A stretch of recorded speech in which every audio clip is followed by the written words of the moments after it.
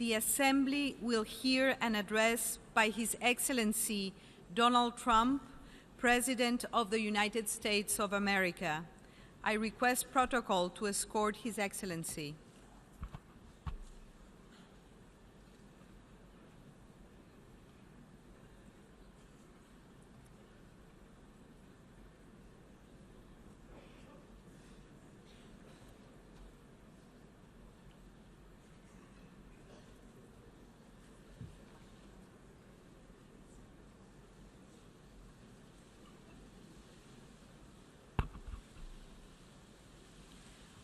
On behalf of the General Assembly, I have the honor to welcome to the United Nations His Excellency Donald Trump, President of the United States of America, and to invite him to address the Assembly. You have the floor, sir.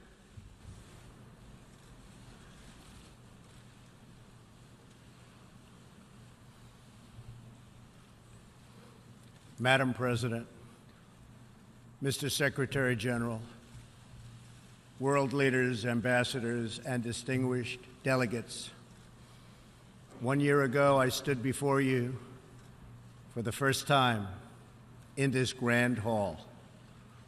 I addressed the threats facing our world, and I presented a vision to achieve a brighter future for all of humanity. Today I stand before the United Nations General Assembly to share the extraordinary progress we've made. In less than 2 years, my administration has accomplished more than almost any administration in the history of our country. America's so true.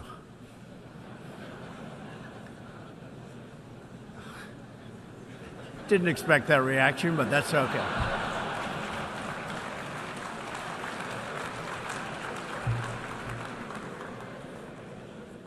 America's economy is booming like never before. Since my election, we've added $10 trillion in wealth. The stock market is at an all-time high in history, and jobless claims are at a 50-year low. African American, Hispanic American, and Asian American unemployment have all achieved their lowest levels ever recorded. We've added more than 4 million new jobs, including 500,000 manufacturing jobs. We have passed the biggest tax cuts and reforms in American history. We've started the construction of a major border wall, and we have greatly strengthened border security. We have secured record funding for our military, $700 billion this year and $716 billion next year. Our military will soon be more powerful than it has ever been before. In other words, the United States is stronger, safer, and a richer country than it was when I assumed office less than 2 years ago. We are standing up for America and for the American people, and we are also standing up for the world. This is great news for our citizens and for peace-loving people everywhere. We believe that when nations respect the rights of their neighbors and defend the interests of their people, they can better work together to secure the blessings of safety, prosperity, and peace. Each of us here today is the emissary of a distinct culture, a rich history, and a people bound together by ties of memory, tradition, and the values that make our homelands like nowhere else on earth. That is why America will always choose independence and cooperation over global governance, control, and domination. I honor the right of every nation in this room to pursue its own customs, beliefs, and traditions. The United States will not tell you how to live or work or worship. We only ask that you honor our sovereignty in return. From Warsaw to Brussels to Tokyo to Singapore, it has been my highest honor to represent the United States abroad. I have forged close relationships and friendships and strong partnerships with the leaders of many nations in this room, and our approach has always yielded incredible change. With support from many countries here today, we have engaged with North Korea to replace the specter of conflict with a bold and new push for peace. In June, I traveled to Singapore to meet face-to-face with North Korea's leader, Chairman Kim Jong-un. We had highly productive conversations and meetings, and we agreed that it was in both countries' interest to pursue the denuclearization of the Korean Peninsula. Since that meeting, we have already seen a number of encouraging measures that few could have imagined only a short time ago. The missiles and rockets are no longer flying in every direction. Nuclear testing has stopped. Some military facilities are already being dismantled. Our hostages have been released, and as promised, the remains of our fallen heroes are being returned home to lay at rest in American soil. I would like to thank Chairman Kim for his courage and for the steps he has taken, though much work remains to be done. The sanctions will stay in place until denuclearization occurs. I also want to thank the many member states who helped us reach this moment, a moment that is actually far greater than people would understand, far greater, but for also their support and the critical support that we will all need going forward. Special thanks to President Moon of South Korea, Prime Minister Abe of Japan, and President Xi of China. In the Middle East, our new approach is also yielding great strides and very historic change. Following my trip to Saudi Arabia last year, the Gulf countries opened a new center to target terrorist financing. They are enforcing new sanctions, working with us to identify and track terrorist networks, and taking more responsibility for fighting terrorism and extremism in their own region. The UAE, Saudi Arabia, and Qatar have pledged billions of dollars to aid the people of Syria and Yemen, and they are pursuing multiple avenues to ending Yemen's horrible, horrific civil war. Ultimately, it is up to the nations of the region to decide what kind of future they want for themselves and their children. For that reason, the United States is working with the Gulf Cooperation Council, Jordan, and Egypt to establish a regional strategic alliance so that Middle Eastern nations can advance prosperity, stability, and security across their home region. Thanks to the United States military and our partnership with many of your nations, I am pleased to report that the bloodthirsty killers known as ISIS have been driven out from the territory they once held in Iraq and Syria. We will continue to work with friends and allies to deny radical Islamic terrorists any funding, territory, or support, or any means of infiltrating our borders. The ongoing tragedy in Syria is heartbreaking. Our shared goals must be the de-escalation of military conflict, along with a political solution that honors the will of the Syrian people. In this vein, we urge the United Nations-led peace process be reinvigorated. But rest assured, the United States will respond if chemical weapons are deployed by the Assad regime. I commend the people of Jordan and other neighboring countries for hosting refugees from this very brutal civil war.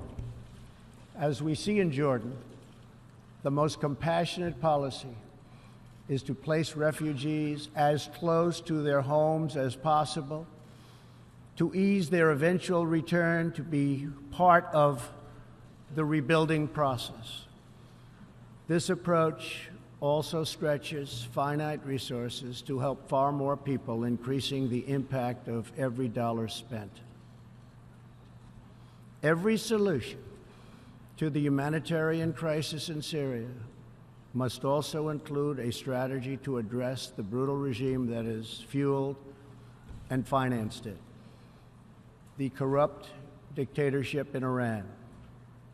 Iran's leaders sow chaos, death, and destruction. They do not respect their neighbors or borders or the sovereign rights of nations. Instead, Iran's leaders plunder the nation's resources to enrich themselves and to spread mayhem across the Middle East and far beyond. The Iranian people are rightly outraged that their leaders have embezzled billions of dollars from Iran's treasury, seized valuable portions of the economy, and looted the people's religious endowments, all to line their own pockets and send their proxies to wage war. Not good. Iran's neighbors have paid a heavy toll for the region's agenda of aggression and expansion. That is why so many countries in the Middle East strongly supported my decision to withdraw the United States from the horrible 2015 Iran nuclear deal and reimpose nuclear sanctions. The Iran deal was a windfall for Iran's leaders. In the years since the deal was reached, Iran's military budget grew nearly 40%. The dictatorship used the funds to build nuclear-capable missiles, increase internal repression, finance terrorism, and fund havoc and slaughter in Syria and Yemen. The United States has launched a campaign of economic pressure to deny the regime the funds it needs to advance its bloody agenda. Last month, we began reimposing hard-hitting nuclear sanctions that have been lifted under the Iran deal. Additional sanctions will resume November 5th, and more will follow. And we are working with countries that import Iranian crude oil to cut their purchases substantially. We cannot allow the world's leading sponsor of terrorism to possess the planet's most dangerous weapons. We cannot allow a regime that chants death to America and that threatens Israel with annihilation to possess the means to deliver a nuclear warhead to any city on earth. Just can't do it. We ask all nations to isolate Iran's regime as long as its aggression continues. And we ask all nations to support Iran's people as they struggle to reclaim their religious and righteous destiny. This year, we also took another significant step forward in the Middle East in recognition of every sovereign state to determine its own capital. I moved the U.S. Embassy in Israel to Jerusalem. The United States is committed to a future of peace and stability in the region, including peace between the Israelis and the Palestinians. That aim is advanced, not harmed, by acknowledging the obvious facts. America's policy of principled realism means we will not be held hostage to old dogmas, discredited ideologies, and so-called experts who have been proven wrong over the years, time and time again. This is true not only in matters of peace, but in matters of prosperity. We believe that trade must be fair and reciprocal. The United States will not be taken advantage of any longer. For decades, the United States opened its economy, the largest by far on earth, with few conditions. We allowed foreign goods from all over the world to flow freely across our borders. Yet, other countries did not grant us fair and reciprocal access to their markets in return. Even worse, some countries abused their openness to dump their products, subsidize their goods, target our industries, and manipulate their currencies to gain unfair advantage over our country. As a result, our trade deficit ballooned to nearly $800 billion a year. For this reason, we are systematically renegotiating broken and bad trade deals. Last month, we announced a groundbreaking U.S.-Mexico trade agreement. And just yesterday, I stood with President Moon to announce the successful completion of the brand new U.S.-Korea trade deal. And this is just the beginning. Many nations in this hall will agree that the world trading system is in dire need of change. For example, countries were admitted to the World Trade Organization that violate every single principle on which the organization is based. While the United States and many other nations play by the rules, these countries use government-run industrial planning and state-owned enterprises to rig the system in their favor. They engage in relentless product dumping, forced technology transfer, and the theft of intellectual property. The United States lost over 3 million manufacturing jobs, nearly a quarter of all steel jobs, and 60,000 factories after China joined the WTO. And we have racked up $13 trillion in trade deficits over the last 2 decades. But those days are over. We will no longer tolerate such abuse. We will not allow our workers to be victimized, our companies to be cheated, and our wealth to be plundered and transferred. America will never apologize for protecting its citizens. The United States has just announced tariffs on another $200 billion in Chinese-made goods, for a total so far of $250 billion. I have great respect and affection for my friend, President Xi, but I have made clear our trade imbalance is just not acceptable. China's market distortions and the way they deal cannot be tolerated. As my administration has demonstrated, America will always act in our national interests. I spoke before this body last year and warned that the UN Human Rights Council had become a grave embarrassment to this institution, shielding egregious human rights abusers while bashing America and its many friends.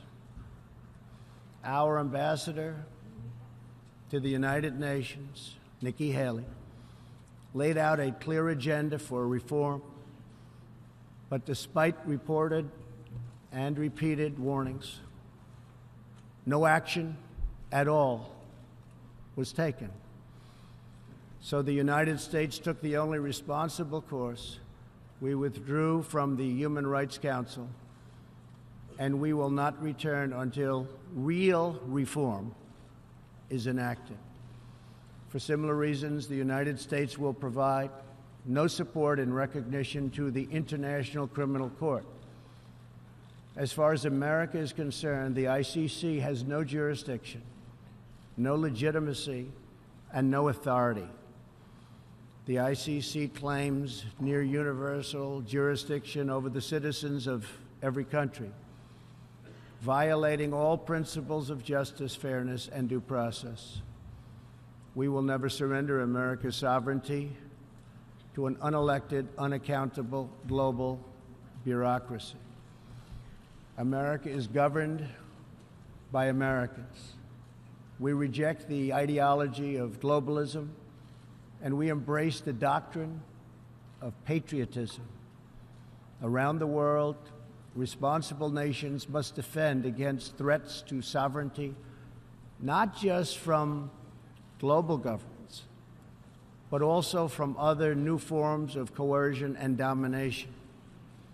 In America, we believe strongly in energy security for ourselves and for our allies. We have become the largest energy producer anywhere on the face of the earth. The United States stands ready to export our abundant, affordable supply of oil, clean coal, and natural gas. OPEC and OPEC nations are, as usual, ripping off the rest of the world. And I don't like it. Nobody should like it. We defend many of these nations for nothing, and then they take advantage of us by giving us high oil prices. Not good. We want them to stop raising prices. We want them to start lowering prices, and they must contribute substantially to military protection from now on. We are not going to put up with it, these horrible prices, much longer. Reliance on a single foreign supplier can leave a nation vulnerable to extortion and intimidation. That is why we congratulate European states such as Poland for leading the construction of a Baltic pipeline so that nations are not dependent on Russia to meet their energy needs. Germany will become totally dependent on Russian energy if it does not immediately change course. Here in the Western Hemisphere, we are committed to maintaining our independence from the encroachment of expansionist foreign powers. It has been the formal policy of our country since President Monroe that we reject the interference of foreign nations in this hemisphere and in our own affairs. The United States has recently strengthened our laws to better screen foreign investments in our country for national security threats. And we welcome cooperation with countries in this region and around the world that wish to do the same. You need to do it for your own protection. The United States is also working with partners in Latin America to confront threats to sovereignty from uncontrolled migration. Tolerance for human struggling and human smuggling and trafficking is not humane. It's a horrible thing that's going on at levels that nobody has ever seen before. It's very, very cruel.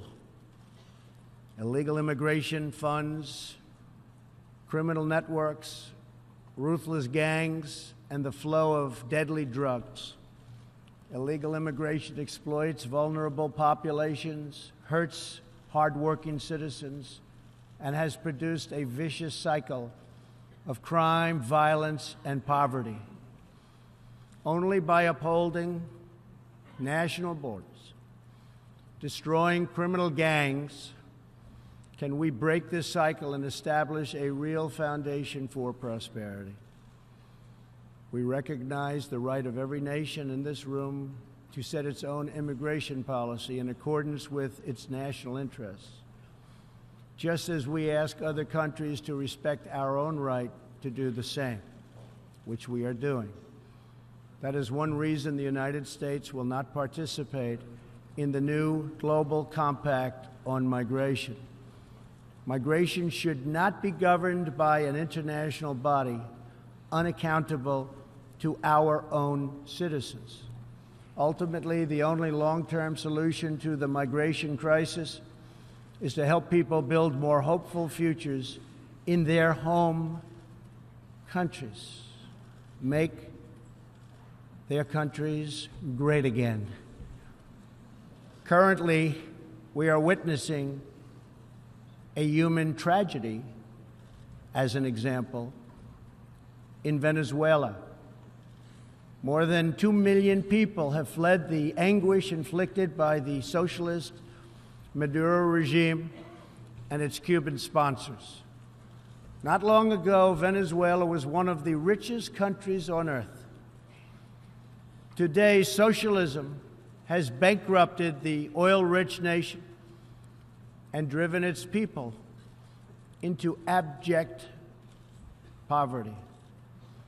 Virtually everywhere socialism or communism has been tried, it has produced suffering, corruption, and decay. Socialism's thirst for power leads to expansion, incursion, and oppression. All nations of the world should resist socialism and the misery that it brings to everyone. In that spirit, we ask the nations gathered here to join us in calling for the restoration of democracy in Venezuela. Today, we are announcing additional sanctions against the repressive regime, targeting Maduro's inner circle and close advisors. We are grateful for all of the work the United Nations does around the world to help people build better lives for themselves and their families. The United States is the world's largest giver in the world, by far, of foreign aid. But few give anything to us. That is why we are taking a hard look at U.S. foreign assistance. That will be headed up by Secretary of State Mike Pompeo. We will examine what is working, what is not working, and whether the countries who receive our dollars and our protection also have our interests at heart. Moving forward, we are only going to give foreign aid to those who respect us and, frankly, are our friends. And we expect other countries to pay their fair share for the cost of their defense. The United States is committed to making the United Nations more effective and accountable. I have said many times that the United Nations has unlimited potential. As part of our reform effort, I have told our negotiators that the United States will not pay more than 25% of the UN peacekeeping budget. This will encourage other countries to step up, get involved, and also share in this very large burden. And we are working to shift more of our funding from assessed contributions to voluntary, so that we can target American resources to the programs with the best record of success. Only when each of us does our part and contributes our share can we realize the UN's highest aspirations. We must pursue peace without fear, hope without despair, and security without apology. Looking around this hall, where so much history has transpired, We think of the many before us who have come here to address the challenges of their nations and of their times. And our thoughts turn to the same question that ran through all their speeches and resolutions, through every word and every hope. It is the question of what kind of world will we leave for our children, and what kind of nations they will inherit. The dreams that fill this hall today are as diverse as the people who have stood at this podium, and as varied as the countries represented right here in this body are. It really is something. It really is great, great history. There is India, a free society, over 1 billion people, successfully lifting countless millions out of poverty and into the middle class. There is Saudi Arabia, where King Salman and the Crown Prince are pursuing bold new reforms. There is Israel, proudly celebrating its 70th anniversary as a thriving democracy in the Holy Land.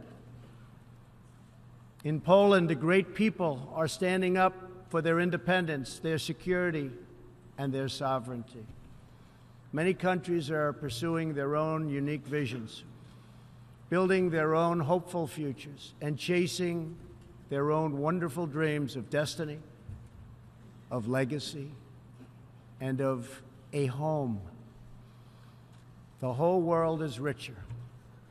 Humanity is better because of this beautiful constellation of nations, each very special, each very unique, and each shining brightly in its part of the world.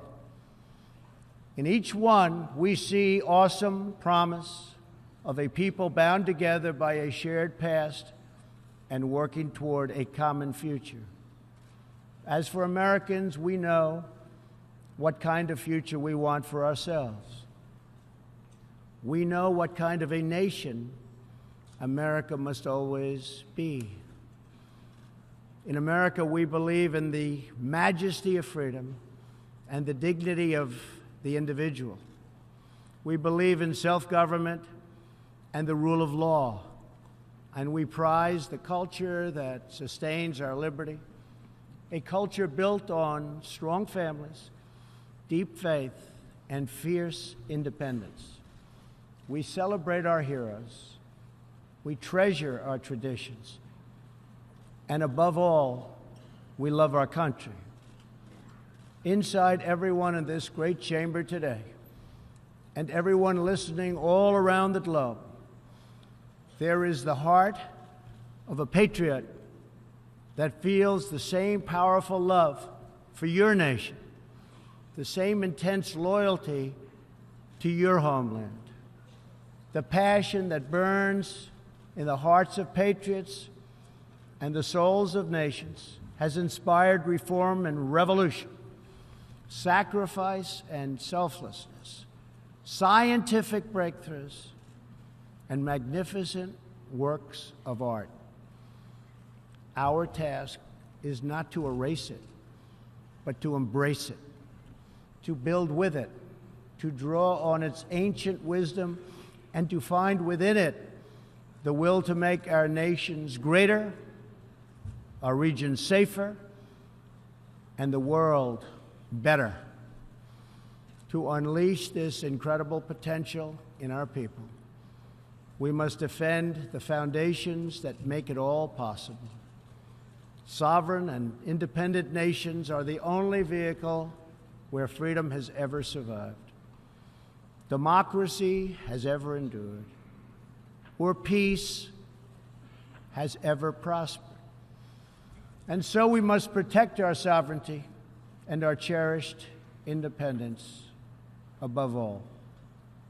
When we do, we will find new avenues for cooperation unfolding before us. We will find new passion for peacemaking rising within us. we will find new purpose, new resolve, and new spirit flourishing all around us and making this a more beautiful world in which to live. So together, let us choose a future of patriotism, prosperity, and pride. Let us choose peace and freedom over domination and defeat. And let us come here to this place to stand for our people and their nations, forever strong, forever sovereign, forever just, and forever thankful for the grace and the goodness and the glory of God. Thank you, God bless you, and God bless the nations of the world. Thank you very much. Thank you. On behalf of the General Assembly, I wish to thank the President of the United States of America for the statement just made. May I request representatives to remain seated while we greet the President, after which the meeting will stand suspended for 5 minutes before resuming to hear the next speaker.